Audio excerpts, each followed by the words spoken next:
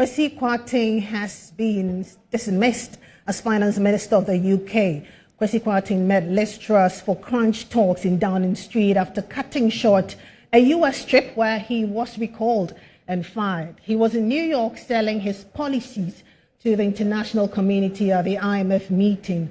Liz Truss, in a statement at number 10 Downing Street, announced a U-turn on business tax cut. The Prime Minister has appointed former Health Secretary Jeremy Hunt, who backed as the new Chancellor. Liz Truss said he isn't the most experienced Member of Parliament among the lot. Liz Truss's pledge to cut taxes was at the heart of the economic agenda that won her the Tory leadership at the start of September. Kwasi Kwarteng has been dismissed as Finance Minister of the United Kingdom. Mr. Kwarteng met Liz Truss for crunch talks in Downing Street after cutting short a US trip where he was recalled and fired. He was in New York selling his policies to the international community at the IMF meeting. Liz Truss, in a statement at number 10 Downing Street, announced a U-turn on business tax cut. The Prime Minister has appointed former Health Secretary Jeremy Hunt, who backed as the new Chancellor. Liz Truss said he is the most experienced MP among the lot. Liz Truss's pledge to cut taxes was at the heart of the economic agenda that won her the Tory leadership at the start of September.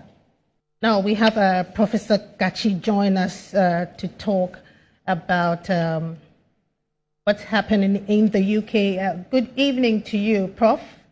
Good evening. Good evening to you. Good evening. Yes, Prof, the UK Prime Minister Liz Truss says her agenda is one, economic stability, and she says they owe it to the next generation to improve economic performance. Is Ghana not interested in anything like that, or we're simply lost as to what to do? Well, I think all that we are doing, trying to seek IMF bailout, is geared towards ensuring stability of the economy. So I believe the choice for Ghana is the IMF, and for the UK, they are using their own approach to ensure they have stability in their economy. So the agenda for stability cuts across both countries. Now, she also announced the U-turn of the corporation tax in these difficult times. In Ghana, many taxes on petroleum prices are said to have resulted in high prices, but government says it won't reduce it. Is this insensitivity or simply lack of direction? Well, I think it is the way our fiscal regime has been managed over a period of time. Government is looking at all those things as a source of revenue.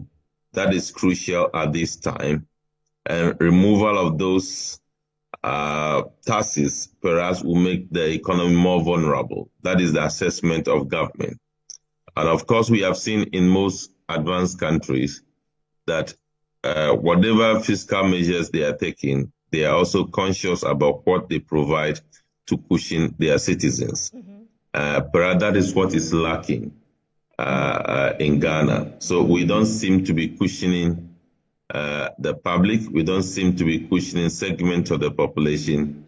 We are only interested in ensuring that some stability is assured or some revenue is protected. That's what we are doing without focusing on what to do to cushion people. And let's look at this again. She talks about the need to reassure the market of fiscal discipline.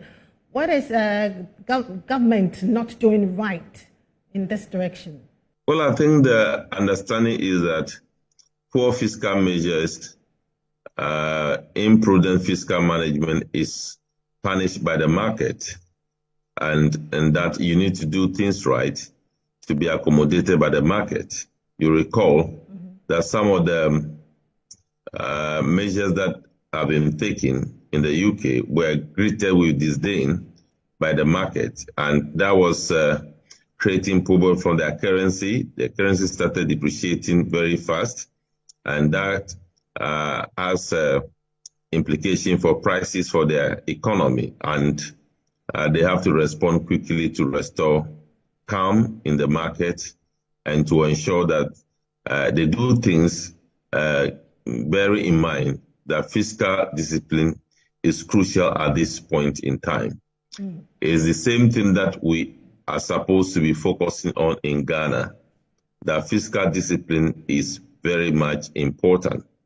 But it doesn't seem, even when we are in the heat of all this discussion, it doesn't seem that we appreciate the import of fiscal discipline. You recall that when we were talking about the difficulty of the economy, that was a time that the government was bent on talking about building cathedral and spending money in some other items that people believed that were not prudent. It was during the period that we were all calling for some restraint in terms of expenditure. That was a time that we were spending a lot of money on private jets across the world. So the countries are different. Their priorities in terms of respect for good governance and prudent fiscal management are different. It shows clearly that the UK put premium on the call for fiscal discipline and fiscal management. They put premium on the call of respecting failure when it is apparent that your measures are not in consonance with the expectation of the people. It means that you have failed. But over here, we take things as if it is our personal property. We don't listen to anybody. That is the difference. And I believe we need to be learning from that, except the difficulty of sacking the chancellor because he was merely implementing what the prime minister has told the entire UK to do. So he was not doing anything that is not known to the prime minister. So if there is any failure in terms of policy, then it means that both the prime minister and the chancellor have failed in putting a policy that resonates to the people of the United Kingdom. So that is the unfortunate aspect of the development. And she also talks about cutting spending in these difficult times. In Ghana, the presidency budget has come under scrutiny, and yet we haven't heard of any cuts in these difficult times. Won't cuts reassure the market and perhaps IMF of fiscal discipline? Well, I think government indicated that they have done some 30 or so % expenditure cuts, except that those things did not resonate with the market. It didn't win confidence for the stakeholders of the Ghanaian economy. So all those measures actually didn't do much for the country. I believe we still have space to stream expenditure, just as they are saying that they are also going to ensure expenditure is prioritized in areas that are much more needed. We can also do same in times like this.